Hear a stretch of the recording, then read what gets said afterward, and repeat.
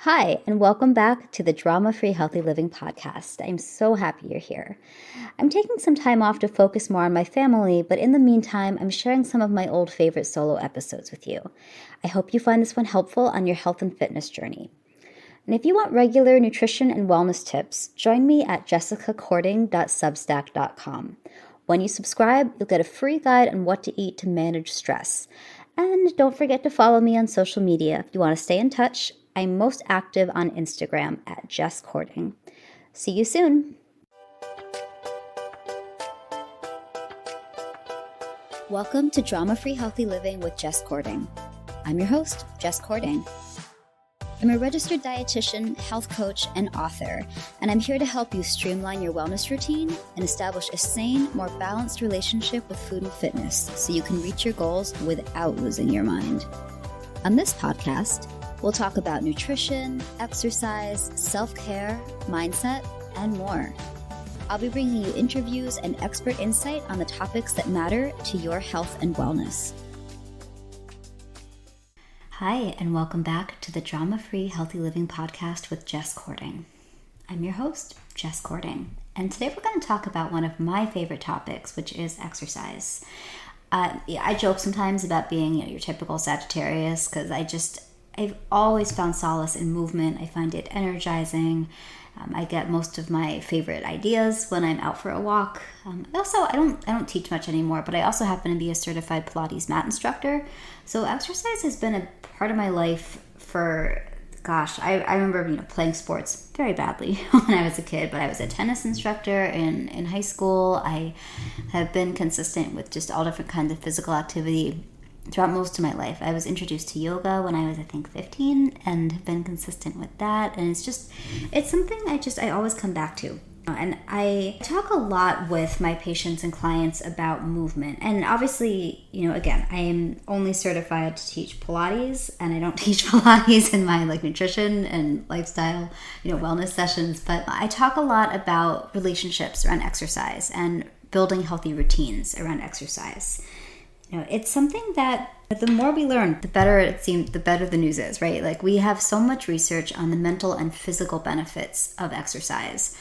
And yet so many people have a hard time getting enough to support their health and wellness goals.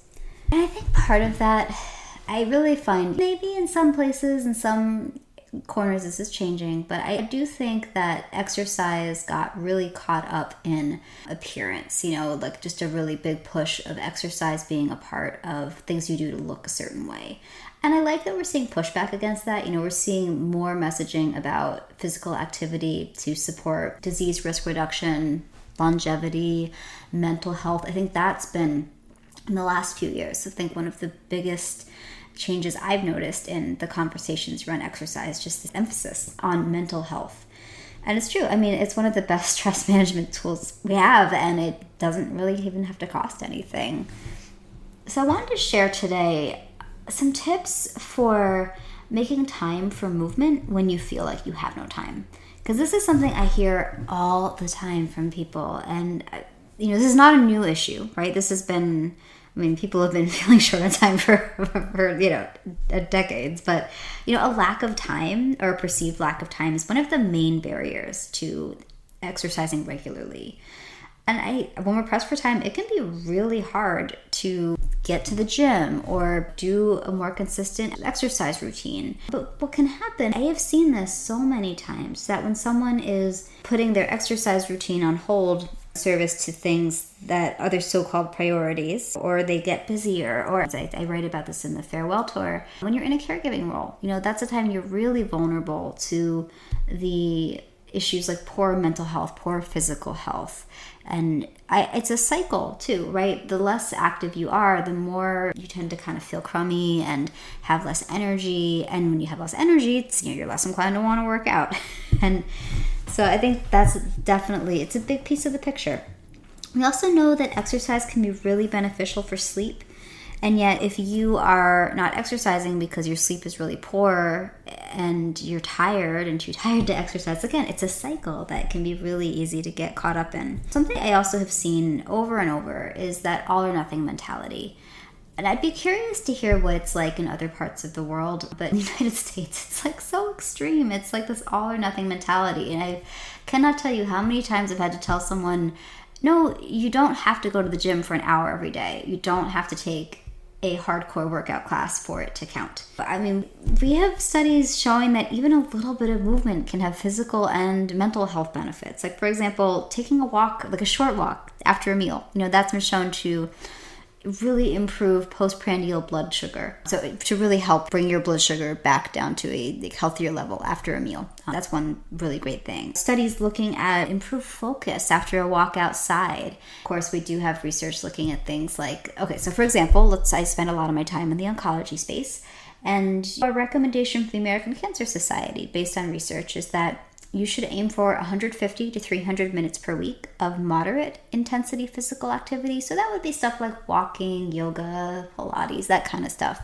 Or 75 to 150 minutes a week of more vigorous intensity activity, like jogging, swimming, uphill hiking, that matter of movement. And so if you think about it, if your goal is to get to that 150, that could be 30 minutes, 5 days a week, 30-minute walk.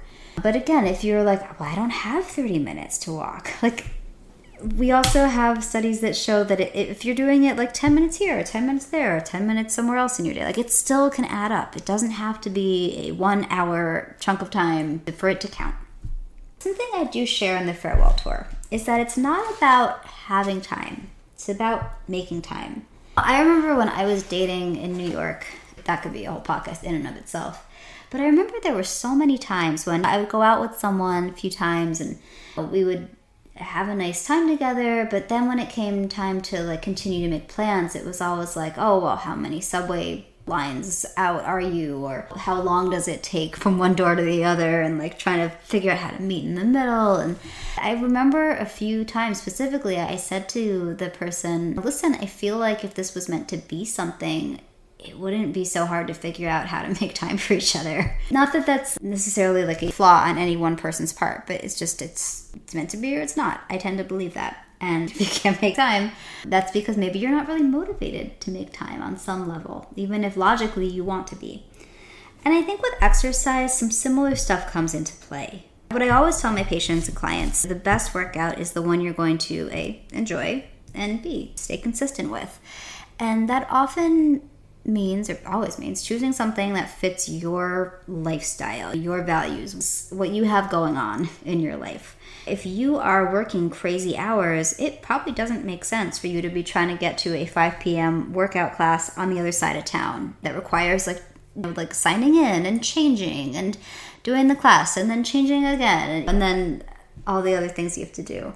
Or if you're somebody who lives in a really crowded home where it's hard to get alone time, maybe for you, you do need something that will get you out of the house. That's going to actually help you get into a good flow state, say, with your energy, or where you feel like you'll be able to move freely and not feel self-conscious. During the early days of the COVID-19 pandemic, when a lot of people were working out at home or trying to work out at home and adjusting to oh, hey, I'm doing my workout in my living room and I have family members here. This is weird. And some people get used to it, not bothered by it. Other people had a really hard time with that. And it's not wrong one way or the other. But I think that was an experience that we were all going through where it required us to be flexible and to really explore what could work for us and to be curious about that. But I think it's just important with exercise. There's never going to be time, right? The people who say they have plenty of time to do these things, I'm always like, wow, what, are you retired or what's going on in your life that you don't have to be strategic about these things? I don't say that out loud. It's just something I think to myself. But yeah, we're a society of busy people. I think on some level that's kind of BS because we do ourselves a disservice by not filling in time to be present. It's always going to be a factor, time. So again, think about where in your day might you make time to be active. Let's start there. And from there, okay, what will help you be consistent with making that time? What do you need for it to feel more convenient? Because it's not enough to just tell somebody they should be active because these are the health benefits and this is how much exercise you should be doing. That's not enough. And that can sometimes come across as shaming. I'm really a big fan of just going through your day and thinking about, okay, what's going on in your day? What's your energy level like through the day? What pockets might it make sense for you to do something active? Whether that's formal exercise or not. Maybe if you're someone who is like super scheduled from the time you wake up till the time your head hits the pillow, where might you take a 5-minute walk or 10 minutes to do some core exercises? Or can you take any phone calls during the day while you're walking? Stuff like that. But I also think reframing your motivation can be very helpful. Not looking at it as a thing that you should do or have to do, but treating it as something that benefits you, something you're doing to take care of yourself, something nice you're doing for yourself. I think adding that positive spin to it. But that said, you can remind yourself of the benefits of how great you're going to feel when you're done. And I think it's also important to just remember that even a little bit counts. Like I said, it can be a 5-minute walk. It can be 10 minutes to stretch and kind of, get some of the wiggles out. It doesn't have to be going to the gym for an hour. Honestly, we even have studies that show that if you exercise too much, that you get to the point where you're doing too many like high intensity workouts back to back and you blow out your adrenals, jack your cortisol up, like that's not going to help either, right? Like it's finding that sweet spot where you feel that the exercise is benefiting your mental and physical well-being. And that does not mean 2 hours at the gym or I was at a bar class once and I was chatting with someone. They were like, oh, are you staying for the next class? And I was like, wait, people do that? Like, really? I realized that in some circles that is a thing, like the back-to-back workouts. And I've always wondered, like, why?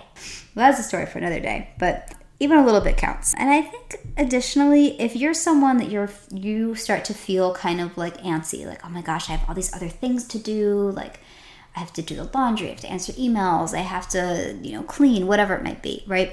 Maybe you have a lot of things on that list. Start with, you only have to do it for 5 minutes. Treat it like any other thing on your to-do list, if that helps you. But that said, if you notice that the exercise keeps getting pushed to the bottom of the list, like look at stuff that you do throughout your day without even thinking about it, without questioning. And yes, I am talking about scrolling on social media, checking emails, checking texts, like all these things that we do with our time that we don't even think about it. And yet then we feel like we have no time to take care of ourselves. Like what would happen?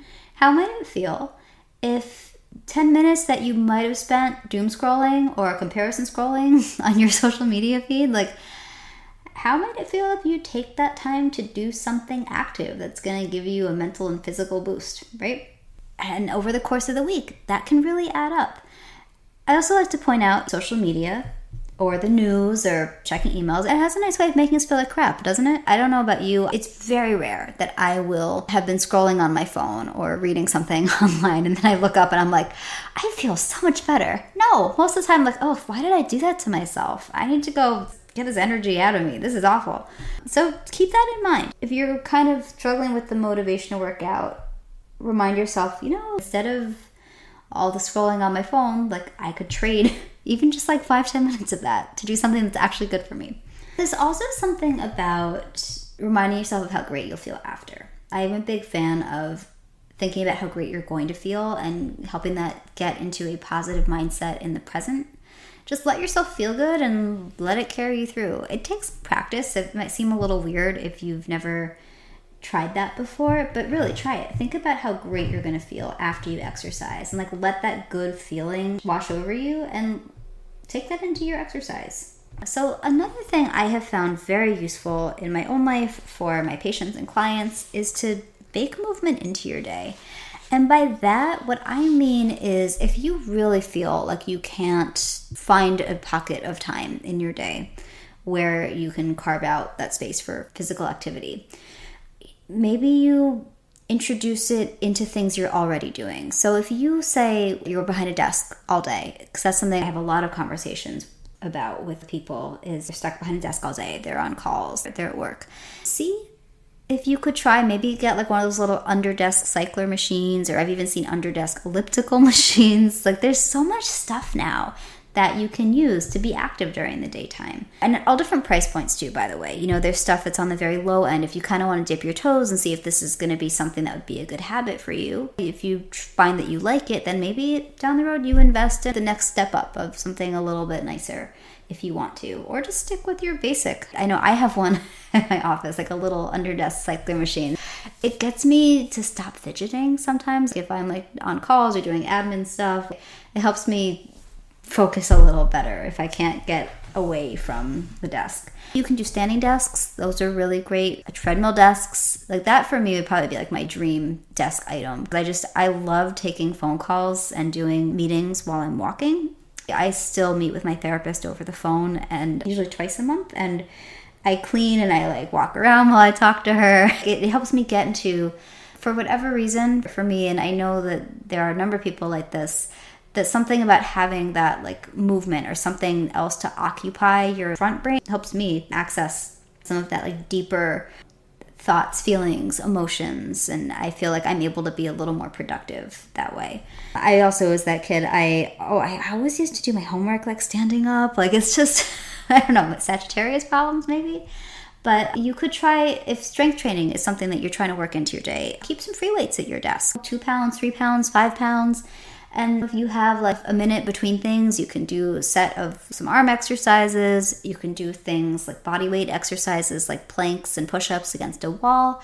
You can do things like squats, leg lifts, what have you. There are so many resources and options. And if you even just Google like exercises you can do at your desk, you will find a wealth of information. So I just want to share that stuff is out there. If it's just not happening for you to, again, like find a block of time for exercise, look at areas in your day, like where are you sitting on your butt for a consistent chunk of time, or do you have short little breaks where you can squeeze a little bit of movement in? Make it work for you. And also just thinking about exercise and movement in general being a way to help us process emotions. That's something I think can also be very, very helpful. Just using movement to help you shift through some uncomfortable emotions. I have a whole section on that in the farewell tour, which I'll link to in the show notes. But I think that if you're noticing that you've got a lot of like nervous energy, maybe you do something a little more like active, fast-paced, physical. If you're feeling really anxious, scared, maybe that's when you do some calming yoga postures or something kind of slow and restorative to help bring you back down.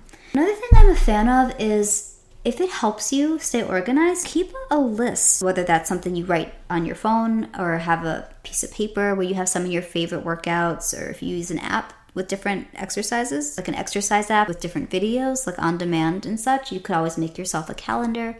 That can also be very helpful. And I'm a big fan of having sections or like lists of your favorite like 5-minute activities, 10 minutes, 15 minutes, 30 minutes, things that will be easy for you to access when you have the opportunity to exercise, so you don't kind of be like, oh, I'll do it after I check these emails. You can be like, okay, I have 15 minutes. What do I feel like doing today?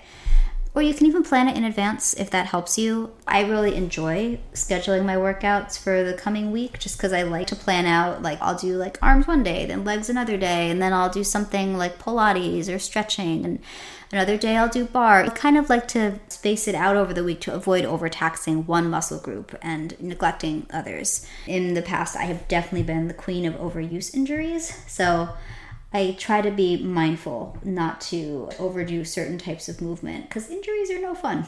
We want to avoid those, don't we? So so I think with exercise, again, it's not about having time. It's really about making time, but also making it convenient for you, making it feel doable and approachable, and not being afraid to do small amounts at a time. You don't have to be running marathons. You don't have to be like one of those hyper flexible like folks who can put their feet over their head or whatever. Like, no, just show up, do something that feels good, enjoy it. Do it again a few times a week.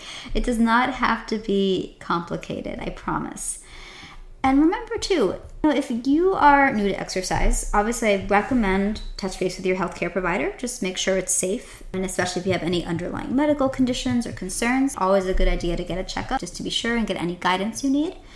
But don't be afraid to start slow. If you just want to just do a little bit of exercise one week and see how it feels. And then maybe the following week or a few weeks into it, then maybe you increase it a little. It doesn't have to be anything intense, crazy. Just start somewhere and let it feel good. All right, guys, it has been so nice to be with you today. I hope you have a wonderful rest of your day. And if you like what you hear, I would love for you to consider posting a 5-star review on Apple Podcasts or Spotify. They really do matter. And please feel free to connect with me. I'm on Instagram at Jess Courting. I'm also on TikTok at Jess Courting. I keep forgetting that. You can visit my website, jessicacourtingnutrition.com. And there you can read my blog, sign up for my newsletter, check out my books. So a lot of resources on there for you as well. So as always, guys, have a great day. We'll talk soon. Thank you for listening to Drama-Free Healthy Living with Jess Courting. We'll see you next time.